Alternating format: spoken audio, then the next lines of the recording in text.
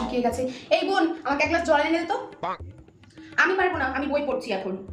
বাবা, ভূতের মুখে রাম নাম, তুই আবার পড়তে বসেছিস? কি রে, অঙ্কে কি আবার 100-এর মধ্যে 5 পেয়েছিস নাকি? দাঁড়া, আমাকে উল্টো পাল্টা বলা তো, আমিও মজা দেখাচ্ছি।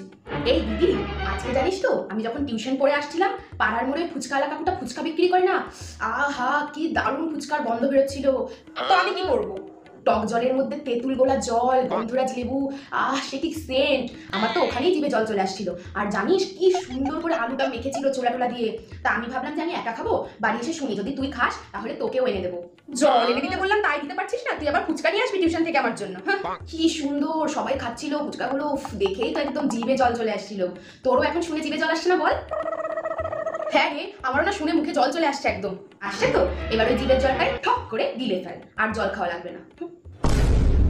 শয়তান, তুই দাঁড়া, আমাকে লোক দেখানো না তোর আজকে হচ্ছে। দাঁড়া দাঁড়া।